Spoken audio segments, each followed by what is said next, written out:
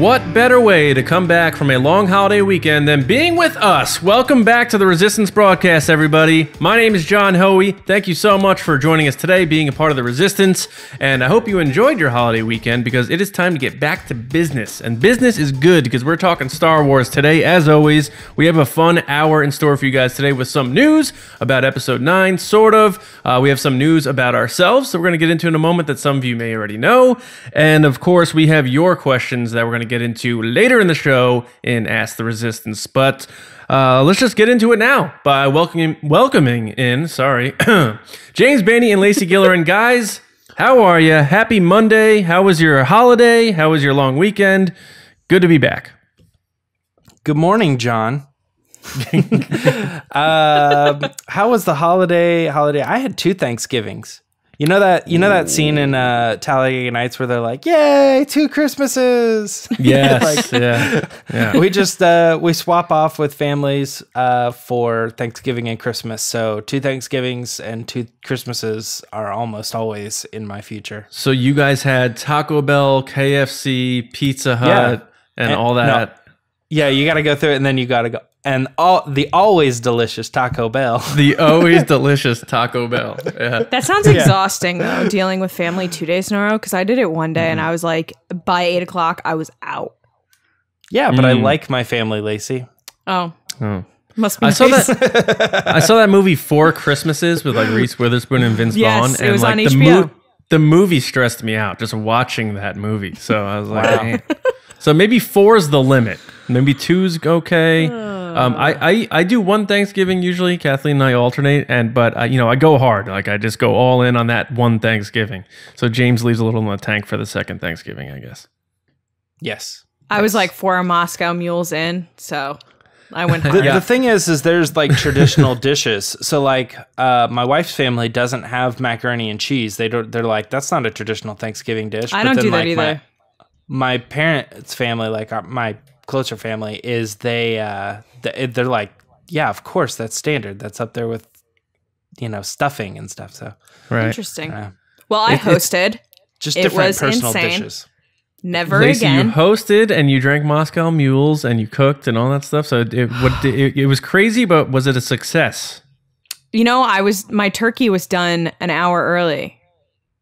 I had a rigid schedule. Right? I was like, this time.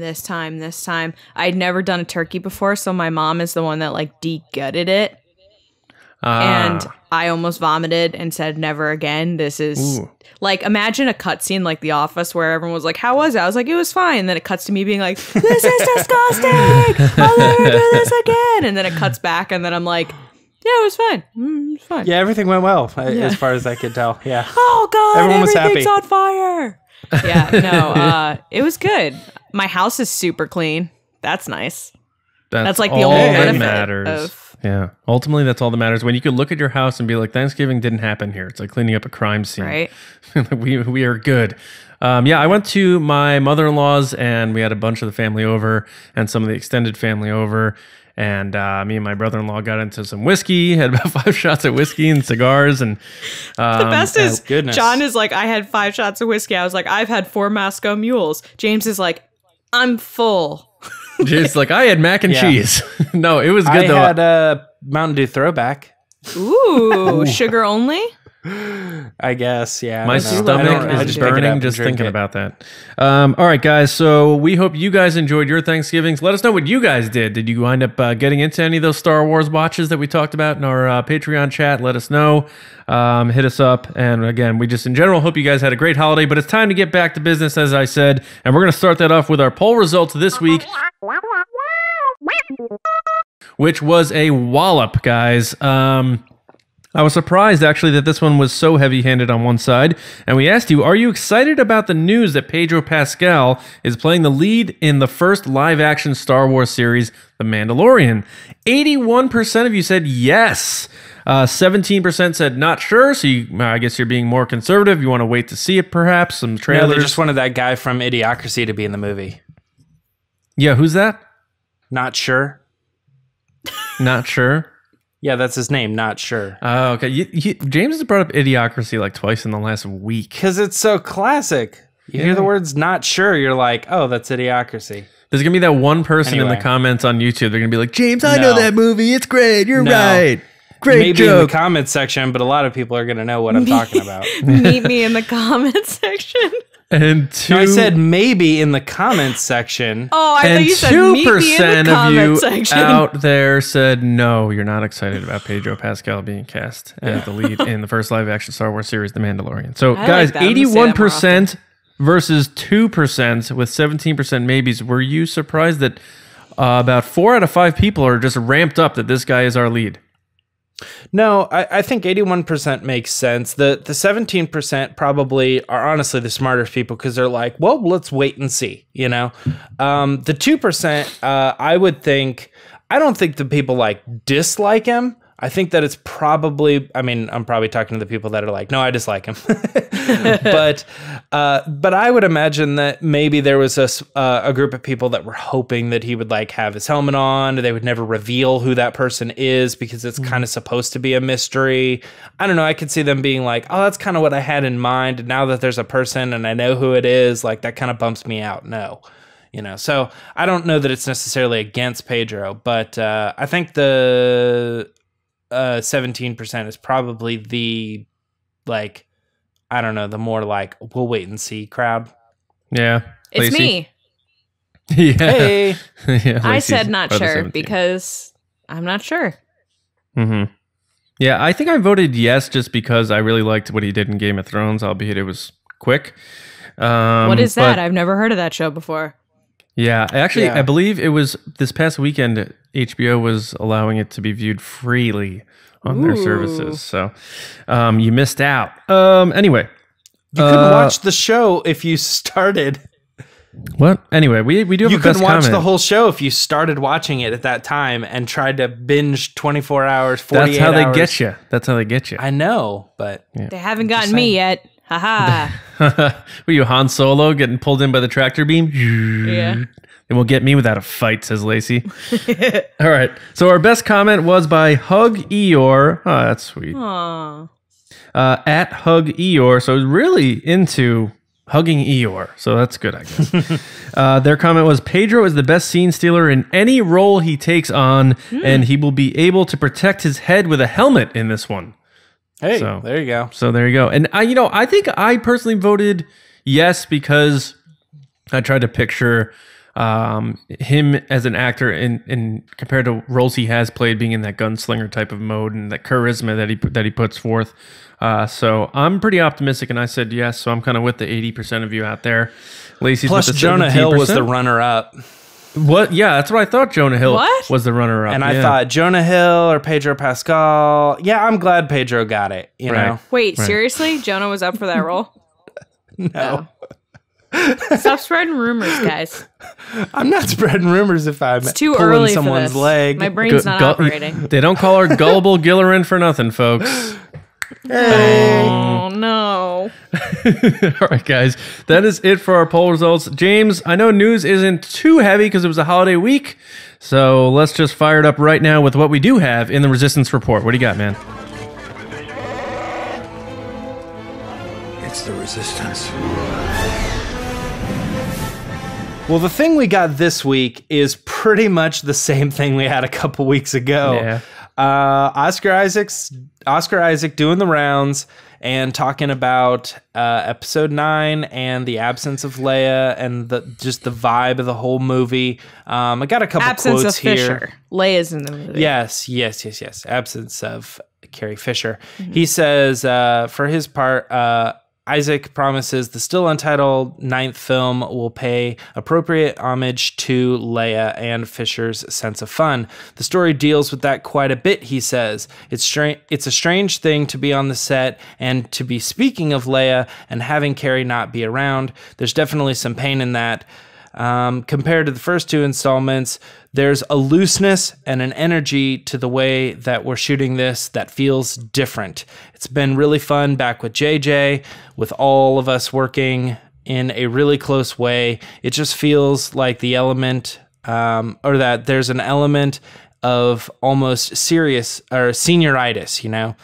Since everything just feels way looser and people aren't talking or aren't taking it quite as seriously, but still having a lot of fun, I just think the energy is going to translate to be a really great movie. He reiterates here, I guess, it deals with the amazing character that Carrie created in a really beautiful way. I think this is a pretty straightforward statement. He's already talked about the looseness and the vibe of episode 9 before. I think the most concerning thing here is the senioritis thing, because that tends to be a more negative thing. Like, oh, you've got senioritis, so you're not performing as well. Yeah, it's like slacking off, isn't it? Mm-hmm. Yeah.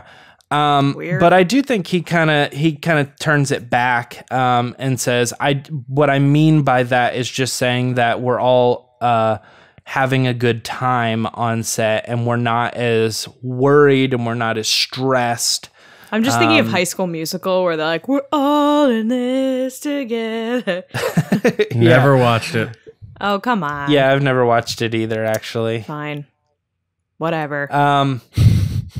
So it must be pretty good because John's not watched it. Correct. Lacey,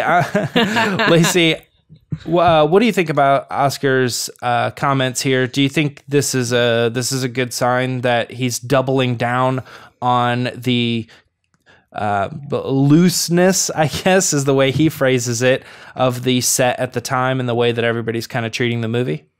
I think his wording here is saying that, not that there's like a looseness, like they're getting sloppy. I think it's a looseness in the sense of the first one, they had all this pressure on them to make this movie and to have Star Wars be back. Last Jedi's the middle chapter, so everybody wanted to see where it was going. Whereas this one is like, now they've gone through 2 movies, they're just wrapping up the story, they're going to give everybody the ending that they want, hopefully, and that they're handling Leia in a way that I honestly think she's going to survive, guys. I think she's going to make it through this whole movie without dying. Because we keep hearing how they handled it so magically. The only way they could handle it magically is, 1, they could use the footage that they have to make her survive, or 2, she like fades into the Force. That is the only way that magic works in any way. So I could totally see them saying that Leia survives. And I hope she does. I want Leia to survive. I haven't seen Fantastic Beasts, but I'm pretty sure magic works in more ways. Yeah, I heard that second movie was horrible.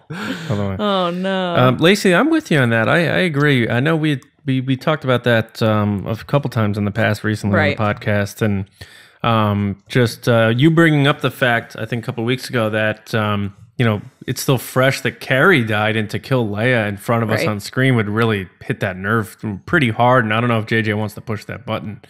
Right. So right now I'm leaning with you on that angle. Yeah, I hear that, Lacey, but then I also think when we were watching The Last Jedi, we all thought, oh, well, here it is. This is where she dies. And I don't think anybody was like not handling that the right way. Right. It turns out she didn't die in the movie, but I think everybody watching it was kind of like, oh, okay, so here's how they solved this issue, Going back to the Oscar, I'm going to double down on, I just think this is just him being, we're a little more friendly with each other. I could see Oscar being in the first Star Wars and maybe hearing like his character was supposed to die, but he's just happy that he's going to be in a Star Wars movie. You know what I mean? He doesn't want to bring that up on set, things like that. But then this one, he's done a couple of these movies now, and JJ's back, and he's like, hey, at least I'm not dying in this movie. And they're all joking, and they're just having fun with each other because he's locked in. You know what I mean? When you're on that first set, everybody's wooden, everybody's just trying to follow instructions. I just don't want to mess this up. And now that you've done 1, you've done 2, and you're coming back for 3, I mean, it doesn't matter. Wrap up my story however it's going to be, but it's not like I can make a mistake at this point and they're going to fire me or kick me off, And I think everybody's just kind of like okay with the vibe of hanging out with their friends and making a movie, whereas that first one, man, had to be so stressful of like, we got to get this thing right. We have to do this exactly perfectly. What I'm thinking about that is I agree, the vibe on episode 7 was a lot of pressure. We got to bring Star Wars back and make it right. And episode 8, And then this is where I think his comments kind of intrigue me, because episode 8, your three main good guys, so to speak, are separated from one another for a bulk of the movie. You have Finn over in Canto Bight with Rose doing their thing. You have excuse me. You have Rey on the island with Luke, and you have Poe dealing with Holdo. So they're not together. Geez, excuse me. What's interesting about this is you have him saying, with all of us working in a really close way. So I really think, and we've kind of touched on this before, we're finally going to have our main characters together, vibing off each other, and even Poe, because we've seen Finn and Rey do it in The Force Awakens, and it was awesome. He felt that friendship and that bond grow. If we get the three of them doing that together, I think that's going to be a huge boost for Episode 9. And I think him saying that infers to that a bit, where it wasn't like a snide on Rian Johnson saying it was rigid and we were separate. They just were. That's how the story was. Where this one, I think it's, let's get the gang together. We're a small resistance now. We may have built up a little bit over the last couple of years if there's a time jump, but we're in this together, riffing, rafting, having a good time. And I'm hoping that's the kind of vibe we get. Rafting. I honestly think that Poe and Rey are going to butt heads in this movie. Really? Based on the comics, where he's like kind of like mansplaining her and like trying to. James, do you know what scene I'm talking about? I mean, I know where they're sitting. I'm not specifically, but I know where they're sitting on the Falcon and they're having conversations. Right, about, and she kind of is like, yeah, whatever. Things. Like, I kind of see them butting heads for some reason. My concern with that I just think they're trying to play into kind of a Han and Leia thing, where like, maybe he's boasting himself up a little bit and she's kind of just rolling her eyes because maybe she could do that too. My concern there is there's a lot to do in this movie to wrap this thing up, and if they're going to enter into where they're going to butt heads, like where's the resolution? Like Han and Leia went through that in the first and second one, and then midway through the second one they fell for each other, and the third one they were in love. You could have characters that just don't get along. Yeah, I don't know if that... Yeah, that'd be strange to me. Yeah, I think this is coming from a place where you think the big three is three different people than we think the big three is. And to me, I think it's a big four. I don't think there's a big three. I think it's a big four. I think the big three of like the original trilogy, or the big four, would be like Han, Leia, Luke, and then Darth Vader. Like, he's like a main character on like in that movie or in that franchise. Of course. So like, that's how I see Kylo Ren. I think he's not part of the three. He's just connecting with one of those three on a specific level. But the core three of the movie is Poe, Finn, and Rey. And those three are the good guy trilogy team. The good guys, Yeah. And then there's this outstanding character, which they're diving into his character and being really developed with him. But he's not one of the big three when you say the big three in Star Wars. Yeah, I guess. I don't know. I mean, we've had that conversation online with other fans and stuff too. Right. It's just some people see things differently, and that could be because Force Awakens and The Last Jedi did certain things with those characters, whereas the original trilogy kind of always kept them together. Right. I mean, going back to the prequels too, I mean, you've got Obi-Wan and Anakin and Padme, and I think those are like the three, but there's not really like an outstanding villain other than Palpatine himself. Which is funny about the original trilogy, like the big three together are together the most in A New Hope. Right. Yeah, that's probably true. When they're running through the Death Star like the Wizard of Oz, But then in Empire, they're split up for the whole movie, pretty much. I don't know. They're pretty much together all in Return of the Jedi. On Endor for a bit, and No, but at the beginning, all on Tatooine, they're all together. But Leia's trapped away with Jabba. Luke comes in later. Han's frozen. Like, they're still a little isolated, and there's a few moments where they're together, but the three of them together aren't together on Tatooine at all, I don't think. Like, very, very briefly, maybe. And then in the forest, they're together, and then Leia gets separated, and then Luke goes off with Vader. You know what I mean? I do know what you mean, but I think if you did like a tally of screen time or just like understanding of how long were they together on this planet, I would lean towards maybe Return of the Jedi more so, because A New Hope also has, don't forget, like they go back to the base and then like Luke leaves to go fight. Yeah, right. And Han's like, I'm out of here. Yeah, yeah. So and they're never together again until like that ceremony at the end. So I don't know. It's just kind of tricky. Yeah, I just mean the bulk of the movie, A New Hope, is where you see those three the most together.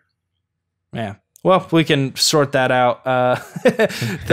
Put your vote in the comments, guys. What movie do you think in the comments. they were together the most? Not James, meet me in the comments. Get out of there. We took one quote from Oscar Isaacs talking about how loose this is, and they're all together, and we miss Carrie, and we turned it into a nice little conversation. So, yeah. Well, we do have something else to talk about, and if you guys want to have a conversation about, when the big three was together in the original trilogy, which movie they were together in person, guess what? We're going to Celebration, and we get to do something very special. John, I'm looking straight at you. You look like you're looking at me. I look like I'm looking at you on the video, but you are crazy. John is crazy right now on the video. Hey, we are honored. We put in to be a part of Star Wars Celebration officially as one of the podcasts on the podcast stage. It's a panel, and we were chosen by the company putting that on, approved by Lucasfilm. This is a great honor. We're very excited. This means that we're one of, a handful of podcasts that are going to be able to do this from the stage and have a good time in front of everybody. So, I don't know. What do you guys want to say about this? Lacey, you probably know the most about this panel stuff from having worked with Celebration before. I'm just pumped to be there. I think it's going to be crazy. I just think it's such an honor. I'm honestly geeking out because it went from me hearing about this event, me working the event, me liking Star Wars a lot, me becoming part of the podcast, and now I'm going to be on the Celebration stage. Like, what a ride. Well, not the Celebration stage, but a stage at Celebration. I just feel like we've grown so much in the time that I've just joined the podcast from March to now, and I'm so honored to be a part of this podcast and have this moment. I've been geeking out all week about it, or the past half week. I was freaking out. These aren't our initial reactions. Like, our initial reactions were like, what? Yeah. What? Yes, no way. yeah. Like, we were just crazy and pumped. We've been sitting with it, mentally processing and working on what we're going to do, for a while now. So we're just talking about it on the podcast finally. But man, I just couldn't believe we got in. I thought that was so insane. I found out when I was working Anime NYC at the Javits Center, and I remember I jumped up and I was like, what? And everyone in the room was just like, what is going on? And then I had to tell everyone. I went around and I was like, did you hear? Did you hear? Did you hear? And all my coworkers were like, we have a show to do. Like, the show opens in 10 minutes. Can you stop? And I was like, but did you hear?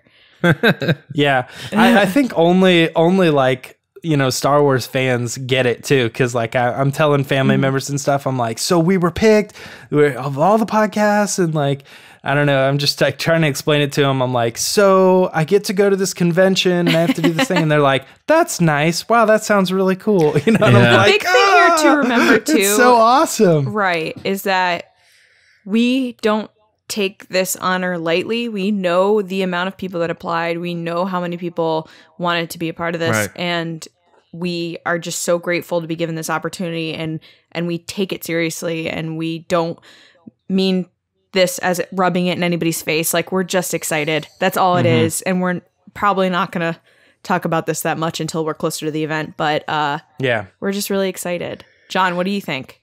Yeah, I remember getting the notification about it and just like reading it a couple times, and maybe because John forwarded us the email, just so everyone knows. So John knew first.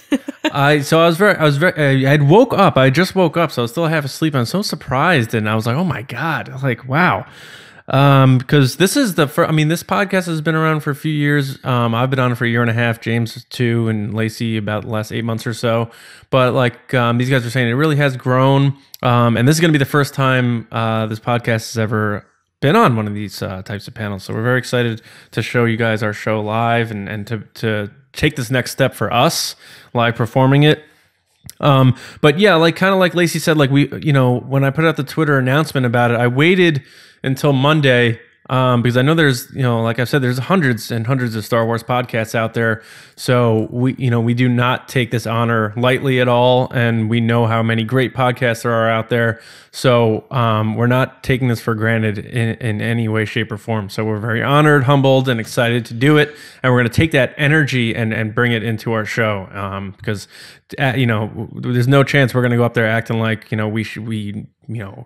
our old hat at this or anything like that. We're all really excited, and we hope that translates through onto the show itself. But my hands are sweating while we're talking about this, by the way. Like, my hands are fully sweaty. It's kind of gross, sorry, but hey, that's okay. That is okay. Palms are sweaty, mom's spaghetti, right?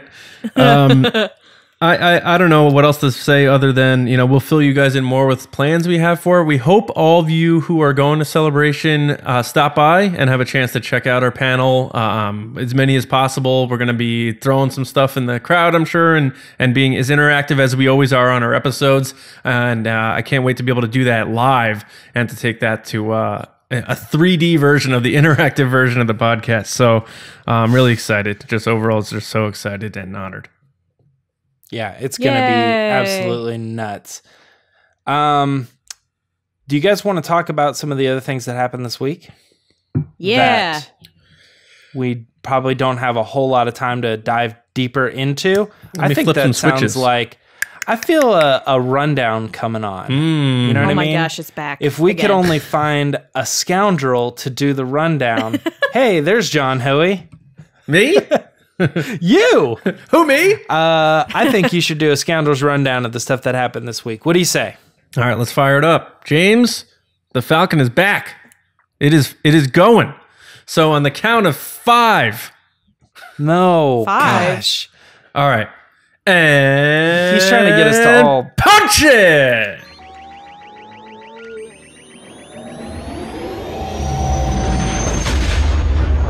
Oh, wait. Punch it. Wait. On the count of 5. Punch it, he says. Well, he just dished his count of 5. Dude, it's like The Force Awakens when Han, it accidentally all of a sudden goes to hyperspace when the kite... Oh, gotcha. All right, so here we go, guys. Chuck Wendig's Vader series has been completely scrapped. We heard recently about his firing from the Marvel series, and now the halfway finished series has been officially scrapped and will not see the light of day, perhaps ever. Although you will always have fans digging in, searching, and hunting and asking for it, because that's the way all things in Star Wars are when they've been partially started or things of that nature. But as of now, the whole series is scrapped, which would have detailed people's being affected by things we know Vader has done over the history of the character. But that doesn't necessarily mean Vader's gone. As we know, Charles Soule is a guy who has written Vader quite a bit, even as recently as the Vader run, and he has teased things that are coming that he's working on, but he didn't get into details. He was asked about Vader, and he brushed that aside, but he did say he's working on more than one project right now, which is exciting. One that may be happening, I don't know if this is a rumor or something he may have touched on, but people are bringing around the name Quinlan Vos.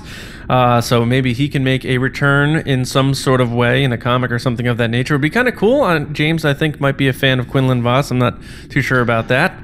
I think that a lot of people are fans of Quinlan Vos. So and there's a lot to be done. Kind of making a stronger canon appearance again would be great. And our last story on the rundown is Star Wars Celebration. There are going to be a bunch of authors there from Lucasfilm Publishing, including, and not limited to, Claudia Gray, Delilah Dawson, Timothy Zahn, Cavan Scott, and a bunch of other of your favorites probably doing panels talking about future upcoming books. I know there may have been something released recently about Lost Stars Volume 2 happening. I'm not sure if that's confirmed. I'm not sure if that's confirmed or not, but I thought I saw that on Twitter, so it's got to be true. Confirmed by John Hoey on his podcast. Give us a Ben Solo novel, you cowards. Give it to us. Claudia Gray, guys, please. That is our rundown for this week. For all of your news and information on all of our stories we covered in the Resistance Report and in the Scoundrels Rundown, head to StarWarsNewsNet.com every day to make sure you're up to date on all your Star Wars news and information. That does it for the Scoundrels Rundown. We're going to send it over to Lacey to get into your questions in hashtag AskTheResistance. So Chewie, get us out of here, buddy. All right, guys, time for Ask the Resistance. You've got Star Wars questions. Hopefully you got some good Star Wars answers. I've been wondering, what are midichlorians? So the first question comes from Sam Scorsone at SCAMZ23. And she asks, Lacey, I always see his name as, hold on, I always see his name as like Scorsone, Sam Scorsone. All right. Sorry. Who's the director that I'm thinking of? That Scorsese sounds like that? Scorsese, that's it, yeah. All right. And Sam asks, will Kaz be a part of how the First Order learns that Poe and BB-8 are on Jakku to find Luke Skywalker? So here's my thought. I don't think he will, because I don't think that detail is necessary in the story of how they figured it out. They might allude to it. However, if they do, that'd be super depressing for Kaz's character that he gives away that BB-8 and Poe are on another planet. Mm-hmm. Especially Jakku, because they slaughter that whole village. Like, come on, guys. That's a little mean on Kaz, right? Would it be them like torturing him and he has to give up the info kind of thing? Oh God, no! It's a kid show. No, like his long. You know how long his legs and arms are? Like they just stretch him out and they're like, what, like medieval? Like yeah, medieval? It's like in Shrek. Armstrong. Like in Shrek when they torture the gingerbread cookie and he's like, I don't know. Run. Yeah. You know, I don't think they'll do it on this show, but it would be interesting to see a member of the Resistance kind of fall like Anakin did, in the sense of like, this isn't working. We're just wasting our time. People are dying. Mm-hmm. And they turn to a more... like they're like, maybe the First Order is actually trying to stabilize all of this war, and maybe they could be a normal character that just kind of turns to that side and sells out their friend, not sells them out, but like turns them in, because they kind of did that a little bit in Rebels, but that character actually wasn't turning them in, but they showed that side to lead the audience to believe that a character would turn in the rebellion. I saw a photo of Kaz on Hosnian Prime when it got struck by the First Order. I don't know if you've seen this. It seems That's really Force official. Awakens special edition. George Lucas has been at it again, changing things up and putting in characters that weren't originally there. I don't know if you guys know this, but we had talked about, we thought it'd be funny if Kaz in the special edition they eventually make of the Force Awakens, they like shop Kaz into the Hosnian Prime, because he's from Hosnian Prime, into the scene where it gets blown up, and then James took the animated version of Kaz and just put him right next to the people looking at the beam coming. I wonder if Kaz is going to end up being on Hosnian Prime when this happens. Well, everybody thought that about characters from Rogue One, like, hey, let's all go back to Alderaan to celebrate. Right. Yeah. Kind of thing. And then they're like, well, that's how, then they don't actually they can have a victory at the end of the movie, but we all know what happens to those characters. That's why they're not around. Right. So it's an easy solution, but they didn't end up doing it. I actually think, since it's going to go through The Force Awakens, we had that confirmed, that they're going to have Kaz have to deal with the death of his family or father specifically. Perhaps. So dark. Yeah. Disney loves killing off parents. Dude, then they're going to say in some kind of comic book that Kaz was a part of the attack on the Starkiller base and he died off screen or something. Yeah, maybe. All right, next we have Andrew Espinal at I Drew on You. The Drew is in caps.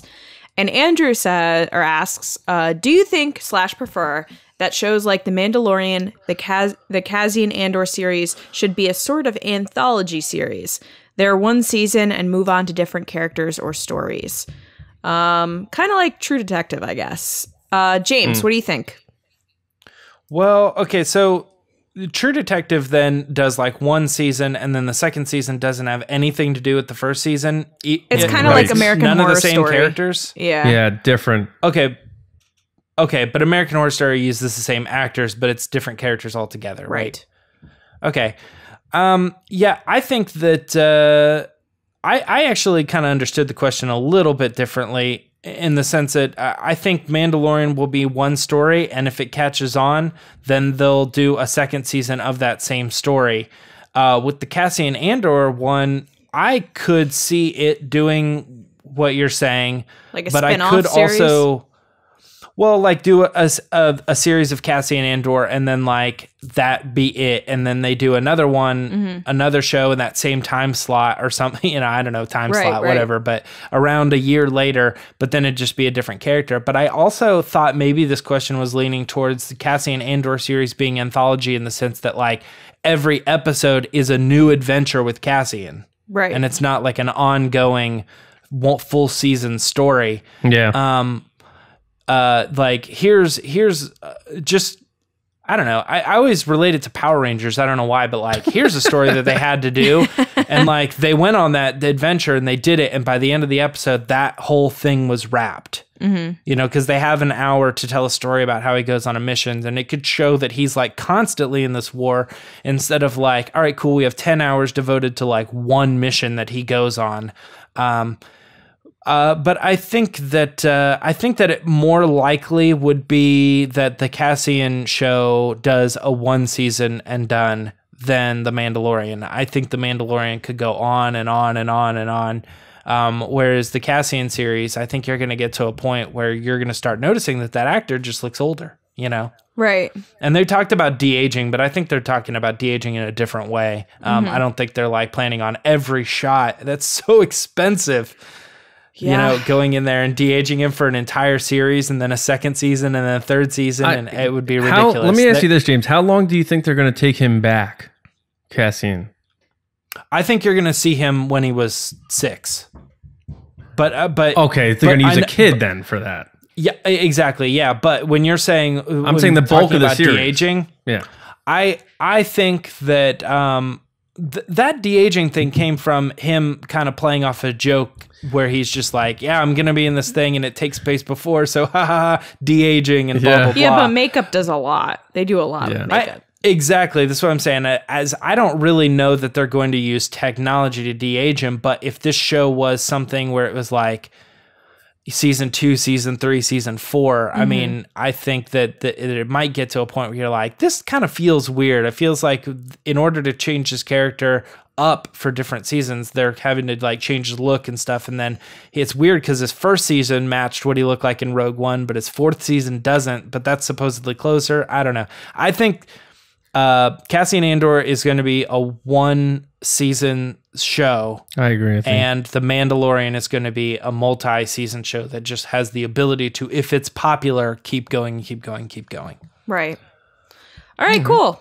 Our last question this week is from Old Master at OldMaster357, and he asks, do you think we'll see more of Cad Bane in either The Clone Wars or The Mandalorian?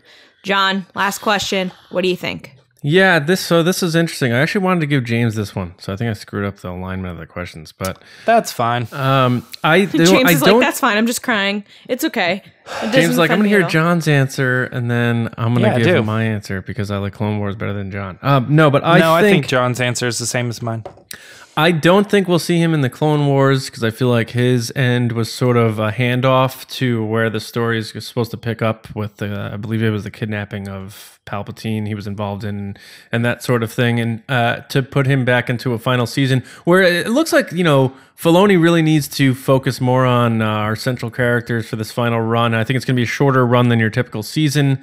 I believe they already said it's going to be a certain amount of episodes. I don't think it's going to be like a 22 episode crazy full season. So I think throwing him in would be a little odd. I don't believe we know of his death. Is that right, James? We don't know any confirmation. Not that I know of, no. So could they bring him back in The Mandalorian? I think they could. Would it be interesting if they did it in more of a just nod sort of cameo, like you see a guy with the hat kind of walk by and you're like, was that Cad Bane? So that kind of thing, maybe. I don't think you're going to see a full-fledged Cad Bane's involved in The Mandalorian, though. I'm still leaning on The Mandalorian being kind of its own deal. I'm thinking like how Logan, the movie, was like its own deal away from the X-Men sort of thing. So unfortunately, I don't think we're seeing him in either. I'm more confident that we're not seeing him in the Clone Wars than I am about The Mandalorian. I would be interested to see him in The Mandalorian. I'm just, right now, I don't feel that is going to be the case. So my short answer is no on both, but like anything, what the hell do I know? So there you go. Thanks for the question, though, and keep them coming. Awesome. Thanks, guys, for sending in your questions. If you want to be on the show, you can send your questions via Twitter to us at RBATSWNN with hashtag #AskTheResistance. You could be on the show. We answer Star Wars-y questions. You can ask other things, but I don't know if we'll make it. But whatever. Anyway, back to you, John. All right. Yeah, like all your Taco Bell questions, all your Thanksgiving side questions. All your self-discovery questions. Your idiocracy questions. What car should you buy? Anything. Guys, if you do have questions about our Patreon page, I know you've been hearing a lot about that. We have a bunch of people on there right now. It's a Patreon. And I'm getting good at trying to ignore that. We post stuff pretty much every day on there, right, Lacey? It's a pretty active Patreon. It's not just give us your money to support us. We're actually giving you exclusive stuff every day, whether it's polls, videos, all different sorts of things. We're doing giveaways soon. How I made my tree topper. Yes, Lacey's a 3D printer. She made a Death Star tree topper, and she offered to make me one, which is kind of cool. Maybe we'll give one away. I gotta figure out how I'd ship it. Again, check it out, guys. 5 tiers from $2 to $50. And speaking of that, I do want to give a shout out to our currently one and only General, Thomas. Thank you for being our first and only General on our Patreon page. Thank you so much, Thomas, for your support. Because of you and everyone on our Patreon page, we're able to do a lot more stuff, including what we have coming up soon. I believe right after we record this, we're going to be sitting down and recording a commentary for The Phantom Menace because we reached our first goal on our Patreon, which triggered that. So I have my Speaking of Quinlan Voss, I have 2 coffees. I'm ready to go. I'm ready to talk about The Phantom Menace, including my buddy Rick McCallum, the great producer Rick McCallum. And also, guys, I believe, correct me if I'm wrong, Lacey, but we are going to be doing some giveaways for our tier 4 and 5 patrons that have also been triggered by us reaching our goal. Is that right? Yeah. So we hit our first goal. So not only are we unlocking commentary for everybody that's a patron, but also the people that are tiers 4 and 5 now have a monthly giveaway. We're going to be announcing that this week, what our first giveaway is, but it's going to be good. Excellent. Yeah, and the commentary is for everybody who's a patron. You're going to get to listen to us and watch along with us. If you want to. If you want to, as we give our takes on The Phantom Menace. I'm curious to see how that's going to go. Are you guys excited about doing that? Yeah, pod racing. Absolutely. I'm trying to think of all the little tidbits that are, because I didn't cheat and look up fun facts. I'm trying to remember, because I haven't watched that movie in a while. I believe, Lacey, you said the same thing, right? I'm going in fresh. I'm wondering what's going to re-trigger my brain, like James kind of alluded to before we recorded. As you watch, you're going to remember things, I'm sure, that came to your mind. But we're excited to do that, and we'll get that to all you patrons. But again, thank you in general to everyone who's signed up there, and our General, Thomas, once again. Yeah, I was wondering if you were going to go on that. Yeah, General Thomas? Thanks in general to Thomas. But we really appreciate the support. And then, guys, also in general... you can still always free our podcast Mondays and Thursdays. You can subscribe to us on iTunes, SoundCloud, YouTube, Spotify. Thank you for everyone who has switched over to watch our faces on our YouTube channel. Hi, everybody. Thanks for joining us there. Leave comments below. Get interactive. Maybe one day, guys, I don't know, we should do a live YouTube podcast and see how that goes. Ooh. I think that'd be kind of cool to do. Well, we do it live. We do it live to tape. Right. We do. Right. But if we stream it, it could be interesting. We get some comments, some questions as we do it live. That'd be kind of cool. Something to do in the future. Guys, make sure you do go to StarWarsNewsNet.com every day for all of your news, reviews, editorials, information, and more to keep up to date on everything Star Wars, because 2019 is probably going to be the most jam-packed content version of Star Wars. So keep going there for that. Although this month is so depressing coming up without a Star Wars movie. That is Someone a little was like, sad. so what are your plans the next month? I was like, not watching Star Wars. That is a little empty. I kind of wish they re-released Solo or something, Right. And then just Photoshop Christmas trees in the background and some scenes and stuff. But guys, also where he's at the sand area, the place where they get the stuff. Severine. Yes, Severine. Where he's standing there talking to Beckett, and there are all those triangle pieces. They could just Photoshop those into Christmas trees. Make them in their Christmas trees. Absolutely perfect. Put stars on all the Sith holocrons. Yeah. Wrap tinsel around the Mandalorian armor. Be great. Yeah. All right, guys. The last thing we need to talk about is we had a Black Friday sale this past weekend on TeePublic. We have about 40 different designs on there. A bunch of you bought stuff, so thank you so much. It's teepublic.com/user/Resistance Broadcast. Even if you go to TeePublic and type Han Solo or type Kylo Ren, our shirts are the first ones that pop up. Make Solo 2 happen, Supreme Leader. So thank you so much for bringing that to the top of the list. We are releasing our new logo, our Resistance Broadcast with the orange circle and the TRB in Arabesh in the back. I know a couple of you have asked about that, so that's going to be on there on sale. Might already be there already. I have no idea. But check that out. And again, we will be back with you guys on Thursday, where we're going to have a discussion about, I forget what, to be honest with you, I forget what I put in the notes, but... talking about the episode 9 trailer. And we're going to thank you, James. I just man. Blacked out. We are going to speculate. He's still sleeping from turkey over here. Oh, I'm still tryptophan right now. If I was a Jedi, I'd be tryptophan. No? All right. Well, we're going to speculate on what we think we may see in the first teaser for episode 9. And we're also going to give our guesses on what exact date we think the name of the movie will be released. So we'll see who's right and who's wrong when the time comes. But thank you so much for listening. And we'll see you guys on Thursday right here on the Resistance Broadcast. We'll see you around, kids.